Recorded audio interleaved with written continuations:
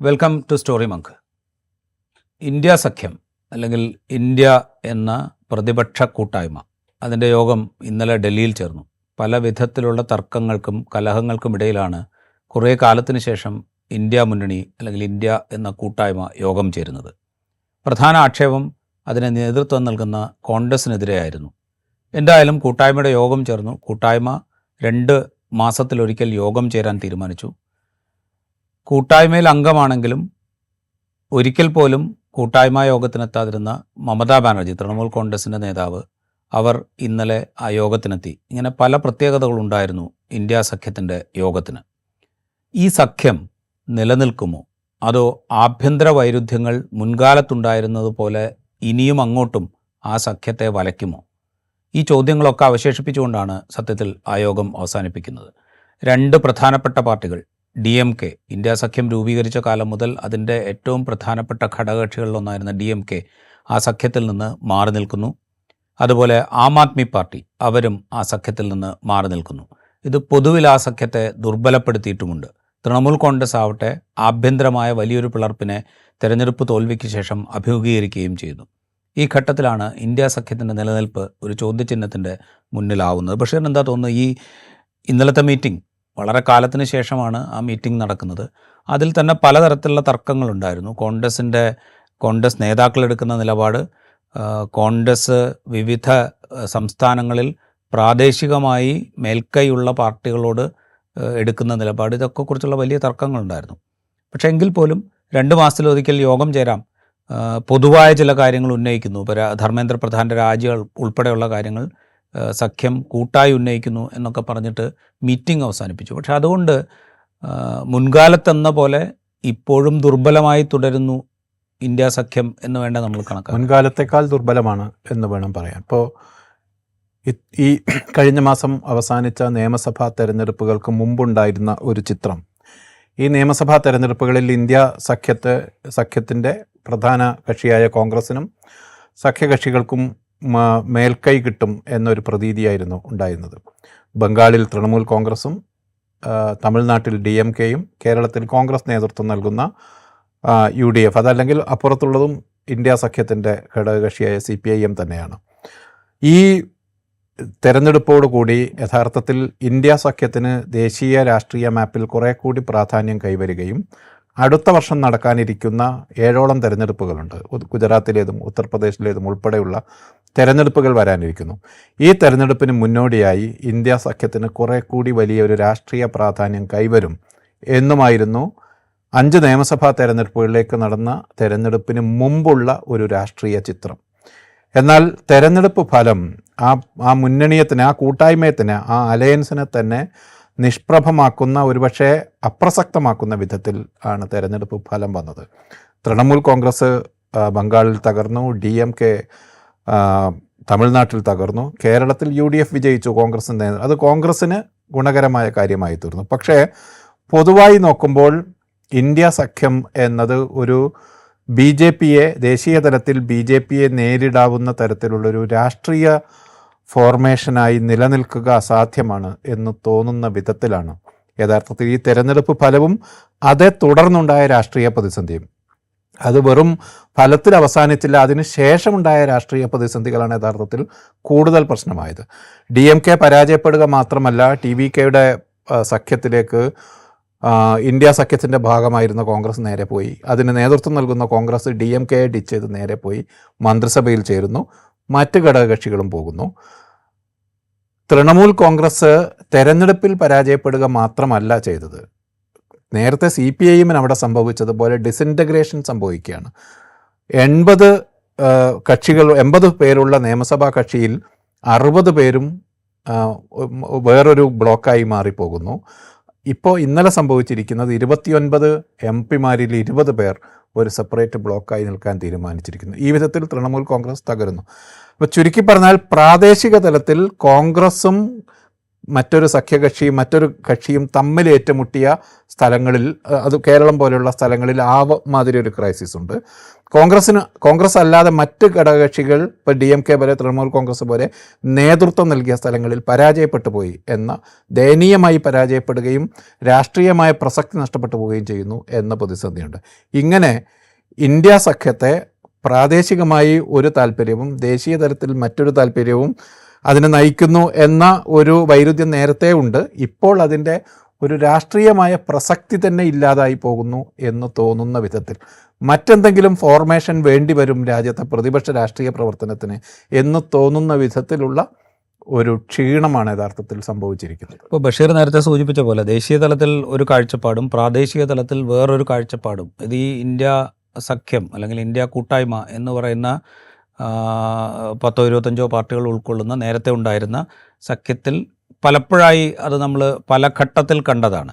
ഇപ്പോൾ ഉദാഹരണത്തിന് കേരളത്തിലെ ഏതാണ്ട് എല്ലാ പ്രധാനപ്പെട്ട രാഷ്ട്രീയ പാർട്ടികളും ഇന്ത്യ സഖ്യത്തിൻ്റെ ഭാഗമാണ്. പക്ഷേ കേരളത്തിൽ അവർ പരസ്പരം മത്സരിക്കുകയാണ്. അതുകൊണ്ട് തന്നെ കേരളത്തിൽ പരസ്പരം ആരോപണ പ്രത്യാരോപണങ്ങൾ ഉന്നയിക്കുന്നു. പലപ്പോഴും അത് ദേശീയ രാഷ്ട്രീയത്തെ ദുർബലമാക്കുന്ന വിധത്തിൽ, ദേശീയ രാഷ്ട്രീയത്തിൽ ആ പ്രതിപക്ഷ സഖ്യം എടുക്കുന്ന നിലപാടിനെ ദുർബലമാക്കുന്ന വിധത്തിലുള്ള രാഷ്ട്രീയ നിലപാടുകൾ പരസ്പരം പറയുന്ന കാഴ്ച നമ്മളിവിടെ കാണുന്നുണ്ട്. അതുപോലെ സഖ്യമുള്ള സ്ഥലങ്ങളിൽ പോലും, ഇപ്പോൾ ബീഹാറിൽ RJDയും കോൺഗ്രസും CPIയും CPIയും CPIMലും ഒക്കെ സഖ്യത്തിലായിരുന്നു. പക്ഷേ ഒരു നിയമസഭാ തെരഞ്ഞെടുപ്പ് വരുമ്പോൾ സീറ്റിനെ ചൊല്ലി കലഹിച്ചുകൊണ്ട് പരസ്പരം പല മണ്ഡലങ്ങളിലും മത്സരിക്കുന്ന കാഴ്ച അവിടെ നമ്മൾ കണ്ടു. അതുപോലെ മറ്റു പല സംസ്ഥാനങ്ങളിലും, ഇപ്പോൾ ജാർഖണ്ഡിൽ ഏറ്റവും അവസാനം രാജ്യസഭാ സീറ്റിനെ ചൊല്ലിയുള്ള തർക്കം കണ്ടു. ആ തർക്കത്തിലാണ് സത്യം പറഞ്ഞാൽ വേറൊരു വിട്ടുപോകൽ കൂടെ ഇന്ത്യ സഖ്യത്തിൽ ഉണ്ടാകുമോ എന്ന തോന്നൽ, അതായത് ജാർഖണ്ഡ് മുക്തി മോർച്ച ഒരുപക്ഷെ ആ സഖ്യത്തിൽ നിന്ന് പുറത്തേക്ക് പോയേക്കാം എന്ന തോന്നലുണ്ടായത്. ഈ പറയുന്ന ഒരു ക്രൈസിസ് അതായത് വിവിധ സംസ്ഥാനങ്ങളിൽ പരസ്പരം പോരടിക്കുമ്പോൾ തന്നെ ദേശീയ രാഷ്ട്രീയത്തിൽ ഒരുമിച്ച് നിൽക്കുക എന്ന് പറയുന്നൊരു ക്രൈസിസ്, അതിന് വേണ്ട ഒരു കാഴ്ചപ്പാട് രൂപീകരിക്കുക എന്ന് പറയുന്നൊരു പണി, ഒരു തരത്തിലും മുന്നോട്ട് പോയിട്ടില്ല എന്നാണ് എനിക്ക് തോന്നുന്നത്. അതിലൊരു തരത്തിലും മുന്നോട്ട് പോകാത്തത് യഥാർത്ഥത്തിൽ ഇപ്പോഴും BJPക്ക് ബദലായി ഒരു ദേശീയ പ്രസൻസ് ഉള്ള രാഷ്ട്രീയ പാർട്ടി എന്നത് കോൺഗ്രസ് ആണ്. നാമമാത്രമായ പ്രസൻസാണ് അവർക്ക് ചില സംസ്ഥാനങ്ങളിൽ ഉള്ളതെങ്കിലും ആ പാർട്ടിയുടെ ചരിത്രം, അതിൻ്റെ ഒരു ദേശീയ സ്വഭാവം എല്ലാം കൂടി വെച്ച്, അതിൻ്റെ ലീഡർഷിപ്പിൻ്റെ ഒരു വലിപ്പം എല്ലാം കൂടി വെച്ച് കോൺഗ്രസ്സിനാണ് ഇന്നലെ തന്നെ ജമ്മു കാശ്മീർ മീൻസ് നമ്മളുടെ ഫറൂഖ് അബ്ദുള്ളയുടെ മകൻ ഉമർ അബ്ദുള്ള ഇന്നലെ തന്നെ പറയുന്നത് ഈ ബന്ധത്തെ, ഈ സഖ്യത്തെ ഒട്ടിച്ചു നിർത്തുന്ന ഗ്ലൂ ആണ് കോൺഗ്രസ് എന്നാണ് ഉമർ അബ്ദുള്ളയുടെ കമൻറ്റ്. അത് ശരിയാണ്. ആ വിധത്തിൽ ഇതിൻ്റെ ഒരു ഒന്നിച്ചു നിർത്തുന്ന ഘടകം കോൺഗ്രസ് ആണ്. പക്ഷേ കോൺഗ്രസിൻ്റെ നേതൃത്വത്തിന് തന്നെ യഥാർത്ഥത്തിൽ പ്രാദേശികമായ ക്യാമ്പയിനിലേക്ക് വരുമ്പോൾ അവർ പല വിധത്തിൽ ആ ബന്ധത്തെ തന്നെ തകർക്കുന്ന വിധത്തിൽ, ഇതാണ് CPIM ഉന്നയിച്ചിരിക്കുന്ന ഏറ്റവും ഒടുവിൽ CPIM ഉന്നയിച്ചു. നേരത്തെ DMK ഉന്നയിച്ചിട്ട് മറ്റ് പലരായിട്ട് ഉന്നയിച്ചിട്ടുണ്ട്. CPIM ഇപ്പോൾ കഴിഞ്ഞ ദിവസം ഉന്നയിച്ചിരിക്കുന്ന പ്രശ്നം അതാണ്. ദേശീയ തലത്തിൽ സഖ്യത്തിലായി നിൽക്കുന്ന രണ്ട് രാഷ്ട്രീയ പാർട്ടികൾ BJPയുമായി ഇവിടെ CPIMന് ഡീലുണ്ട് എന്ന ആക്ഷേപം. ഇപ്പോൾ ഇന്നലെ ജനറൽ സെക്രട്ടറി ബേബി പറയുന്നത്, പ്രാദേശിക നേതാക്കളാണ് അങ്ങനെ പറയുന്നതെങ്കിൽ ഞങ്ങൾക്കത് വിട്ടുകളയാം, അത് അങ്ങനെ പറയാൻ അവർ നിർബന്ധിതമാകുന്നു എന്ന് വിചാരിക്കാം. പക്ഷേ ഖാർഗയെ പോലെ, രാഹുൽ ഗാന്ധിയെ പോലെ, പ്രിയങ്ക ഗാന്ധിയെ പോലുള്ള ആളുകൾ പോലും പറയുകയാണ് BJPയുമായി CPMന് ഒരു ഡീലുണ്ട് എന്ന് ധ്വനിപ്പിക്കുന്ന, അല്ലെങ്കിൽ അങ്ങനെ പറഞ്ഞുകൊണ്ടുള്ള ക്യാമ്പയിൻ നടത്തി. ഈ പ്രശ്നം ഇങ്ങനെ ഒരു ദേശീയ തലത്തിൽ ഉള്ള രണ്ട് പാർട്ടികൾക്ക് പ്രാദേശിക തലത്തിലെ സഖ്യത്തിലേക്ക് വരുമ്പോൾ ഏത് വിധത്തിലാണ് അതിൻ്റെ ഏറ്റവും ബേസിക്കായ കാര്യങ്ങളിലുള്ള രാഷ്ട്രീയ മര്യാദ പുലർത്തേണ്ടത് എന്ന കാര്യം മറന്നുപോയതായി നമുക്ക് തോന്നുക അത് കോൺഗ്രസ് നേതൃത്വത്തിൻ്റെ ഭാഗത്തു നിന്നാണ്. രാഹുൽ ഗാന്ധിയുടെ ഭാഗത്തു നിന്ന് പോലും ഉണ്ടായി അങ്ങനെ എന്നതാണ്. ഈ തരത്തിൽ ഇത് കേരളത്തിലെ മാത്രം സ്ഥിതിയല്ല. വിവിധ സംസ്ഥാനങ്ങളിൽ മമതാ ബാനർജി ബംഗാളിൽ ചെയ്യുന്നത്, മോഡി എന്താണോ ദേശീയ തലത്തിൽ ചെയ്യുന്നത് അത് തന്നെയാണ് മമതാ ബാനർജി ചെയ്യുന്നത് എന്ന് രാഹുൽ ഗാന്ധി അവിടെ പോയി പ്രസംഗിച്ചിട്ട് കഴിഞ്ഞ നിയമസഭാ ഇത് ചോദ്യം ചെയ്യപ്പെട്ടപ്പോൾ, ഇത് ചർച്ചയായപ്പോൾ നൽകുന്ന വിശദീകരണം പ്രാദേശിക നേതാക്കൾ നൽകുന്ന വിവരങ്ങൾക്കനുസരിച്ചാണ് ക്യാമ്പയിനിൽ പ്രസംഗിക്കുന്നത് എന്നാണ്. ചുരുക്കി പറഞ്ഞാൽ ഒരു ദേശീയ നേതാവിനുണ്ടാവേണ്ട, അതല്ലെങ്കിൽ ഒരു ദേശീയ രാഷ്ട്രീയ പാർട്ടിക്കുണ്ടാകേണ്ട, അതിനെ ഒന്നിച്ചു നിർത്താനുള്ള ഒരു മുന്നണിയുടെ സ്വഭാവം അതിന് കൈവരുന്നില്ല. രാജീവ് പറഞ്ഞതുപോലെ ഒരു കൂട്ടായ്മ, ആ കൂട്ടായ്മയ്ക്ക് ഒരു പൊതു ലക്ഷ്യമുണ്ട്, അത് ബി ജെ പിക്ക് എതിരാണ്. ഇവരെല്ലാവരും ബി ജെ പിക്ക് NDA സഖ്യത്തിനെതിരാണ്. അതിനപ്പുറത്തുള്ള ഒരു രാഷ്ട്രീയ മുന്നണിയുടെ സ്വഭാവം ഇന്ത്യ മുന്നണിക്ക് കൈവരുന്നില്ല. അതിനേക്കാളൊക്കെ എത്രയോ ലൂസാണ് ആ സംവിധാനം. രാഷ്ട്രീയ മുന്നണിയുടെ സ്വഭാവം കൈവരുന്നില്ല എന്നുള്ളത് അവിടെ നിൽക്കട്ടെ, ഒരു കൂട്ടായ്മയായി നിൽക്കുകയാണ്, മുന്നണിയാകുന്നില്ല, ഒരു കൂട്ടായ്മയായി നിൽക്കുകയാണ്.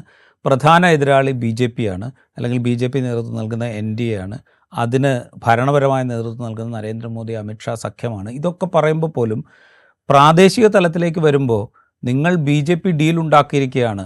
നരേന്ദ്രമോദി എന്താണോ ഡൽഹിയിൽ ചെയ്യുന്നത് അത് തന്നെയാണ് കൊൽക്കത്തയിൽ മമതാ ബാനർജി ചെയ്യുന്നത് എന്ന് പ്രസംഗിക്കാൻ രാഹുൽ ഗാന്ധിയെ പോലൊരു ലീഡർ തയ്യാറാവുമ്പോൾ അത് പ്രാദേശിക നേതാക്കളുടെ ഇൻപുട്ടിൻ്റെ അടിസ്ഥാനത്തിലാണ് എന്ന് അദ്ദേഹം വിശദീകരിക്കുമ്പോൾ എനിക്ക് സ്വയം ഒരു ദേശീയ രാഷ്ട്രീയത്തിൽ നിലപാടില്ല അല്ലെങ്കിൽ ഒരു കാഴ്ചപ്പാടില്ല എന്ന് ഇതിലും വ്യക്തമായിട്ടൊരു നേതാവിന് പറയാൻ പറ്റില്ല എന്നാണ് എനിക്ക് തോന്നുന്നത്.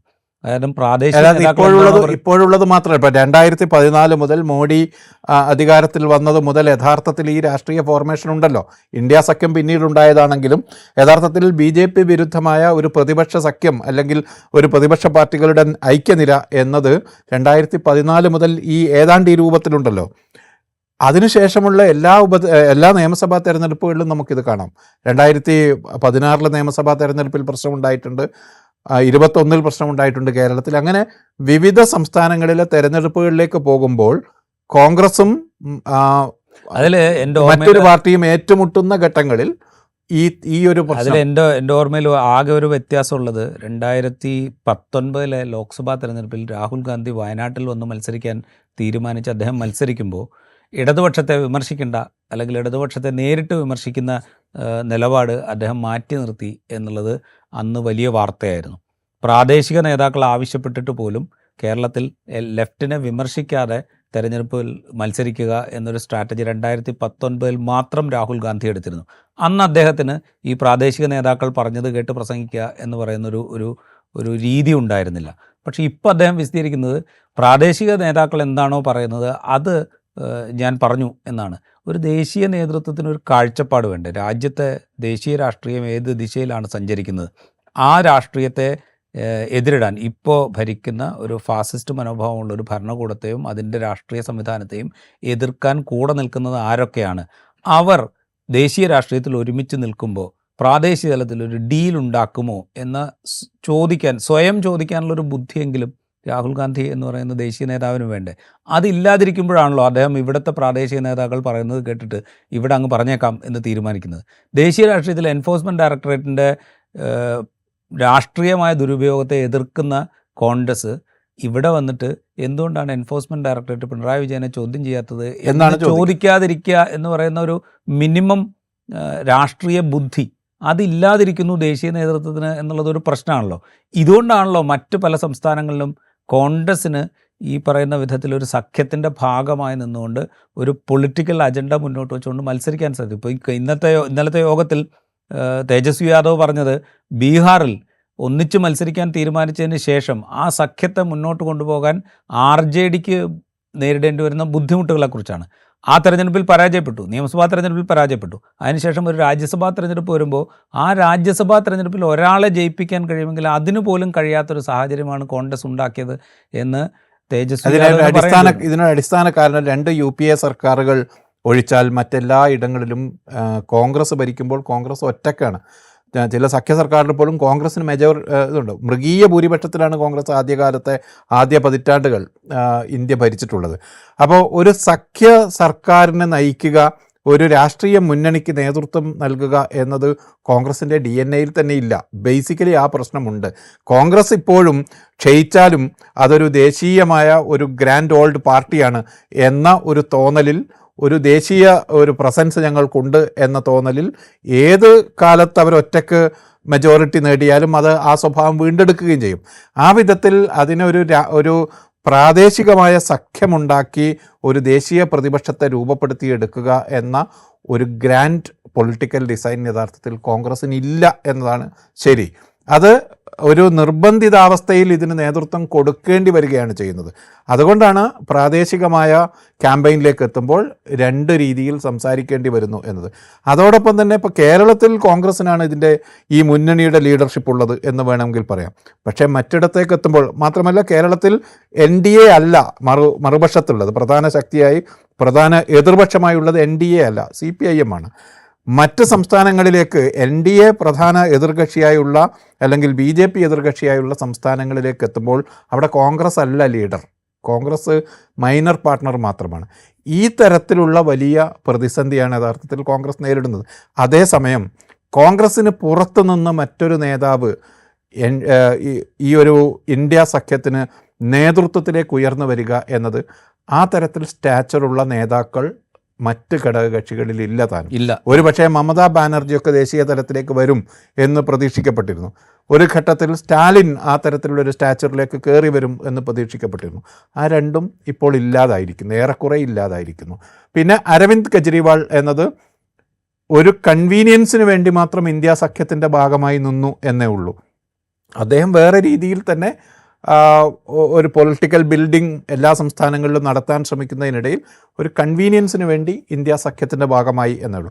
അപ്പോൾ ഒരു ദേശീയ കാഴ്ചപ്പാടുള്ള നേതാവും ഇല്ല, ദേശീയ കാഴ്ചപ്പാടുള്ള രണ്ടാം കക്ഷിയുമില്ല എന്നതാണ് ഇന്ത്യ സഖ്യത്തിൻ്റെ പ്രതിസന്ധി. ഇതിൽ നമ്മൾ കോൺഗ്രസിൻ്റെ ഒരു പാർട്ട് എടുത്തു കഴിഞ്ഞാൽ, നമ്മൾ തൃണമൂൽ കോൺഗ്രസിൻ്റെ കാര്യത്തിലേക്ക് വരുന്നതിന് മുമ്പ് കോൺഗ്രസിൻ്റെ ഒരു പാർട്ട് എടുത്തു കഴിഞ്ഞാൽ, കഴിഞ്ഞ ലോക്സഭാ തെരഞ്ഞെടുപ്പിന് തൊട്ട് മുമ്പ് രാഹുൽ ഗാന്ധി തന്നെ പറഞ്ഞൊരു കാര്യമുണ്ട്.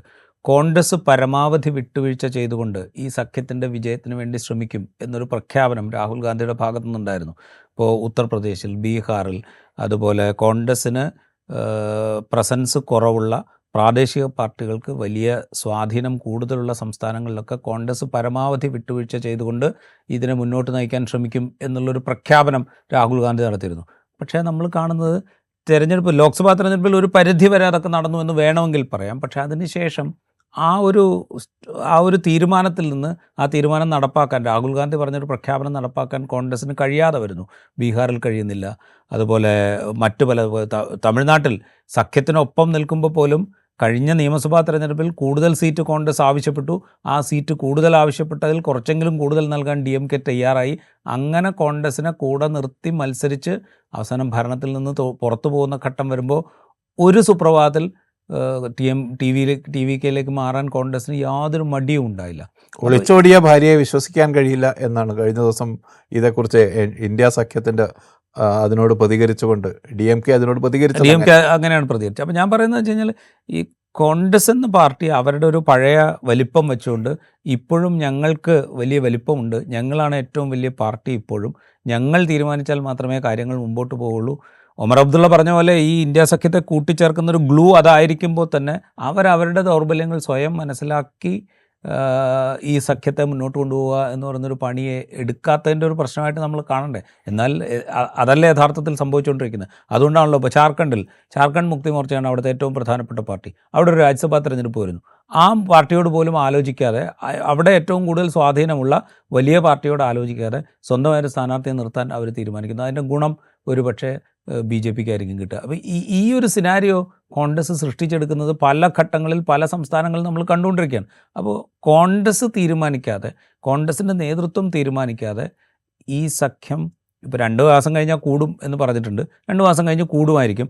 ഇതിങ്ങനെ കൺവെൻഷനലായിട്ട് വളരെ ഔപചാരികമായി കൂടുന്നു, കുറേ കാര്യങ്ങൾ പറയുന്നു എന്നുള്ളതിനപ്പുറം ഒരു മുന്നണി എന്നുള്ള സംവിധാനത്തിലേക്ക് ഇത് വരിക എന്ന് പറയുന്നത് അപ്രായോഗികമാണ്. അടുത്ത വർഷം 7ഓളം തെരഞ്ഞെടുപ്പുകൾ വരാനുണ്ട്. 2029 പാർലമെൻറ്റ് തെരഞ്ഞെടുപ്പ്. ഇതിനു മുമ്പ് ഇത്തരത്തിലുള്ളൊരു അലയൻസ് സോളിഡായി തീരുക എന്നത് ബുദ്ധിമുട്ടാണ് എന്നാണ് ഈ ഒരു സംഭവ വികാസങ്ങൾ ഇക്കഴിഞ്ഞ തെരഞ്ഞെടുപ്പിലെ കോൺഗ്രസിൻ്റെയും മറ്റ് കക്ഷികളുടെയും പരസ്പരമുള്ള പെരുമാറ്റം കൂടി വെച്ച് നോക്കുമ്പോൾ നമുക്ക് മനസ്സിലാവുക.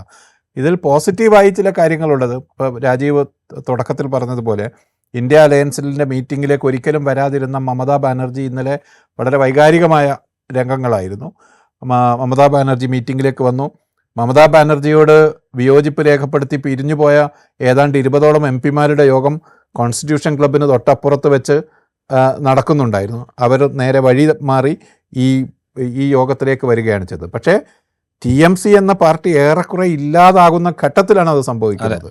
ഇക്കഴിഞ്ഞ 3 മാസം മുമ്പ് 200-ലധികം MLA-മാരുണ്ടായിരുന്ന പാർട്ടിക്ക് 80 സീറ്റേ കിട്ടിയുള്ളൂ എന്ന് മാത്രമല്ല, കിട്ടിയ 80-ൽ 60 പേര് മാറിപ്പോയിരിക്കുന്നു. 29 ലോക്സഭാ MP-മാരുള്ള പാർട്ടിക്ക് 20 പേരും മാറി വേറെ ബ്ലോക്കാകാൻ തീരുമാനിക്കുന്നു. ഇത് ഈ ഇന്ത്യ സഖ്യത്തിനുണ്ടാവുന്ന ക്ഷീണവും പ്രത്യേകിച്ചും തൃണമൂൽ കോൺഗ്രസിൽ വന്നിരിക്കുന്ന ഈ ആഭ്യന്തര കലഹവും ചേർന്ന് യഥാർത്ഥത്തിൽ NDA അടുത്ത തെരഞ്ഞെടുപ്പ് എന്നല്ല, ശിഷ്ടകാലത്തുള്ള പാർലമെൻറ്റിലും വലിയ തോതിലുള്ള മേധാവിത്വം പുലർത്താൻ സാധ്യതയുണ്ട്. ഒരുപക്ഷെ ഇക്കഴിഞ്ഞ മാസം ഉപേക്ഷിച്ച ഡീലിമിറ്റേഷൻ ബില്ല് ഒരുപക്ഷെ തിരിച്ചു കൊണ്ടുവരാനുള്ള ശ്രമങ്ങൾ പോലും തുടങ്ങിക്കഴിഞ്ഞു എന്നാണ് മാധ്യമ വാർത്തകൾ. അതെ, ഈ തൃണമൂലിൻ്റെ കാര്യം എടുത്തു കഴിഞ്ഞാൽ ഇപ്പം ഇന്ത്യ ബ്ലോക്കിൻ്റെ ഭാഗമായിരുന്നു. പക്ഷേ ഒരിക്കൽ പോലും മമതാ ബാനർജി ആ ബ്ലോക്കിൻ്റെ യോഗത്തിലേക്ക് ഇതിനു മുമ്പ് വന്നിട്ടില്ല. ഇന്നലെ ആദ്യമായി വരുന്നു. ബഷീർ സൂചിപ്പിച്ച പോലെ തന്നെ വളരെ വൈകാരികമായ രംഗങ്ങൾ. സോണിയാഗാന്ധി അവർ ആലിംഗനം ചെയ്യുന്നു, വളരെ വൈകാരികമായ മീറ്റിങ്ങിൽ സംസാരിക്കുന്നു. എങ്ങനെയാണ് പരാജയപ്പെട്ടതിന് ശേഷം ആ പാർട്ടിയെ ശിഥിലീകരിക്കാൻ വലിയ ശ്രമങ്ങൾ നടക്കുന്നത് എന്നവർ വിശദീകരിക്കുന്നു. BJP എങ്ങനെയാണ് ലോക്സഭാ MP-മാരെ അടർത്തിയെടുക്കാൻ ശ്രമിക്കുന്നത് എന്നവർ വിശദീകരിക്കുന്നു. ഇതൊക്കെ സംഭവിക്കുന്നുണ്ട്. പക്ഷേ ഒരു 3 മാസം മുമ്പ് വരെ ഒറ്റയ്ക്ക് നിന്ന് ബംഗാൾ പിടിച്ചടക്കും എന്ന് പറഞ്ഞ പാർട്ടിയുടെ നേതാവാണ് മമതാ ബാനർജി. അവർ ഒരു ദുർബലാവസ്ഥയിലേക്ക് വരുമ്പോൾ മാത്രമാണ് അവർ ഈ യോഗത്തിന് വരുന്നത്. തൃണമൂലിൻ്റെ ശക്തി കുറഞ്ഞിരിക്കുന്നു. തൃണമൂൽ ഒരുപക്ഷെ ഡിസിൻറ്റഗ്രേറ്റ് ചെയ്തു പോകും എന്ന തോന്നലുണ്ടായിരിക്കുന്നു. MLA-മാർ കൊഴിഞ്ഞു പോകുന്നു, MP-മാർ കൊഴിഞ്ഞു പോകുന്നു, പാർട്ടി ഘടകങ്ങൾ തന്നെ ഇല്ലാതാവുന്നു, പാർട്ടി പ്രവർത്തകർ തെരുവിൽ ആക്രമിക്കപ്പെടുന്നു. മമതയ്ക്കൊപ്പം നിൽക്കുന്ന നേതാക്കൾക്കെതിരെ വലിയ വലിയ കേസുകൾ ഉണ്ടാകുന്നു. അഭിഷേക് ബാനർജിക്കെതിരെ കേസുണ്ട്. അതുപോലെ പ്രാദേശികമായി നിലനിൽക്കുന്ന നേതാക്കൾക്കെതിരെ മുഴുവൻ കേസുണ്ട്.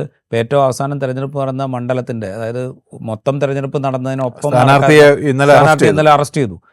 നേപ്പാൾ അതിർത്തിയിൽ വെച്ച് അറസ്റ്റ് ചെയ്തു എന്ന വാർത്ത വരുന്നു. അങ്ങനെ വലിയ തോതിലുള്ള പ്രാദേശിക നേതാക്കളുടെ വേട്ടയാടൽ അവിടെ തന്നെ. അപ്പോൾ തൃണമൂൽ കോൺഗ്രസ് ഒരു ഡിസിൻറ്റഗ്രേറ്റ് ചെയ്ത് പോകുന്ന ഒരു ഘട്ടത്തിൽ നിൽക്കുകയാണ്. അപ്പോൾ തൃണമൂൽ കോൺഗ്രസിൻ്റെ കോൺട്രിബ്യൂഷൻ എന്തായിരിക്കും ഈ സഖ്യത്തിലേക്ക് എന്നുള്ളൊരു ചോദ്യം അവിടെയുണ്ട്. DMK ഇനി ഇന്ത്യ സഖ്യത്തിലേക്ക് തിരിച്ചു വരിക എന്ന് പറയുന്നത് അടുത്ത യോഗത്തിൽ പങ്കെടുക്കാമെന്ന ഒരു ധാരണ ആക്കിയിട്ടുണ്ടെന്ന് പറയുന്നു. അത് തിരിച്ചു വിളിക്കും എന്ന് പറയുന്നു. നമുക്ക് ഉറപ്പില്ല. പക്ഷേ കോൺഗ്രസിൻ്റെ ലീഡർഷിപ്പിനെ അംഗീകരിച്ചുകൊണ്ട് DMK ആ സഖ്യത്തിലേക്ക് വരുമോ ഇല്ലയോ എന്നുള്ളത് ഒരു ക്വസ്റ്റ്യനായി അവിടെ നിൽക്കുന്നു.